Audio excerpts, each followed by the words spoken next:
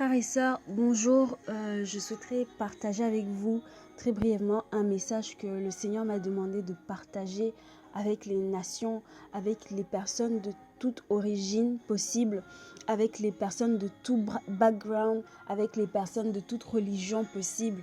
Le Seigneur a besoin que tu comprennes aujourd'hui que quelle que soit ton origine, quelle que soit ta culture, quel que soit l'endroit d'où tu viens, quelle que soit la religion de ta famille, de tes amis, quelle que soit la religion que toi-même tu as choisie, si tu t'es converti, si tu es né dedans, peu importe, quel que soit l'endroit où tu es actuellement, quel que soit tout ce que tu as accumulé dans ta vie comme culture, comme valeurs qui appartiennent à ce monde, le Seigneur a besoin que tu comprennes, le Seigneur a besoin que tu comprennes qu'il n'appelle pas les gens d'un seul endroit, qui n'appelle pas les gens qui viennent d'un endroit spécifique, que le Seigneur, il appelle ses enfants, il appelle ses propres enfants, peu importe là d'où ils viennent, il appelle ses propres enfants et il les appelle par leur nom, il les connaît personnellement.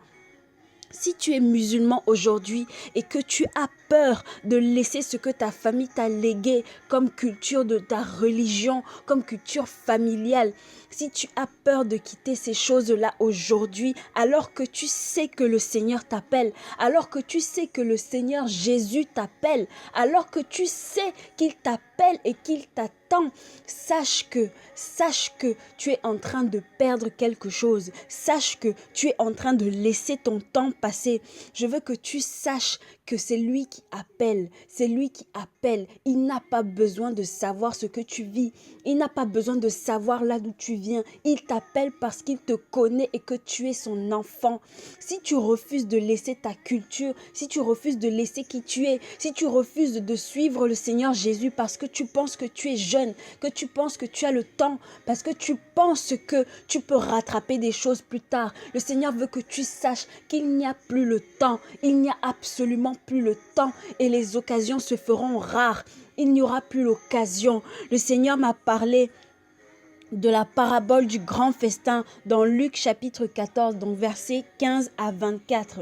Le Seigneur avait invité, le roi avait invité à son festin ses amis, ses propres amis. C'était personnel, c'était une fête, un grand festin, un immense festin avec les gens qu'il aimait. Les gens qu'il aimait, il les considérait et il les a invités. Il les a invités à son festin et qu'est-ce qu'ils ont fait?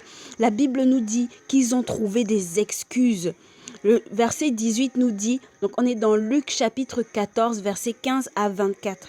Le verset 18 nous dit, ils commencèrent tous unanimement à s'excuser. S'excuser, ça veut dire quoi? Ça veut dire trouver des excuses tout simplement dans notre langage d'aujourd'hui. Trouver des raisons pour ne pas aller, pour ne pas servir le Seigneur, pour ne pas sortir et crier, pour ne pas parler à ta famille alors que tu dois parler, des excuses pour ne pas parler à tes amis alors que tu dois parler. Ils ont trouvé des excuses. Et qu'est-ce que le roi a fait? Non seulement il a demandé à son serviteur d'aller chercher des gens qui n'étaient pas ses amis, qui n'avaient pas été invités, qui ne faisaient pas partie de sa cour. Il l'a demandé en plus à son serviteur au verset 23, à partir du verset 23. Et le maître dit au serviteur, va dans les chemins et le long des haies, et ce que tu trouveras, contrains-les d'entrer, afin que ma maison soit remplie. Le Seigneur dit, afin que ma maison soit remplie. Car je vous dis qu'aucun de ces hommes qui avaient été conviés ne goûtera de mon souper. C'est terrible parce que ils étaient invités. Tout comme le Seigneur nous appelle aujourd'hui. Ils étaient invités et ils avaient leur place qui était réservée. Ils avaient leur place. Mais en plus d'avoir premièrement invité des malades, des pauvres, à leur place, le Seigneur a encore demandé à son serviteur, va encore derrière les haies, va encore dans des endroits improbables, va encore là où les gens n'avaient pas été appelés, là où ils sont dans les ténèbres, va encore là où ils ne connaissent pas mon nom, va encore là où ils n'ont pas accès à ma parole, va et prends aussi cela, Prends aussi cela. Non seulement les places qui étaient occupées avant seront occupées, mais maintenant, en plus, la maison tout entière sera remplie. Afin que ceux qui étaient invités avant ne puissent plus accéder. Est-ce que tu comprends que si tu refuses cette invitation, si tu la repousses, si tu manques ton occasion, d'autres te remplaceront, d'autres iront, d'autres feront partie de ce festin. Et ce jour-là, il n'y aura plus à savoir s'ils étaient juifs, s'ils étaient musulmans, s'ils avaient grandi dans une famille chrétienne et qui connaissaient Jésus. Il n'y aura plus à savoir cela parce que ceux qui seront là-bas seront les invités qui seront venus, qui auront accepté l'invitation. Ce sont les enfants de Dieu qui ont accepté l'invitation, qui ont entendu l'invitation et qui ont suivi leur Seigneur. Si tu penses que tu as encore le temps, sache qu'il n'y a plus le temps. Il n'y a plus le temps.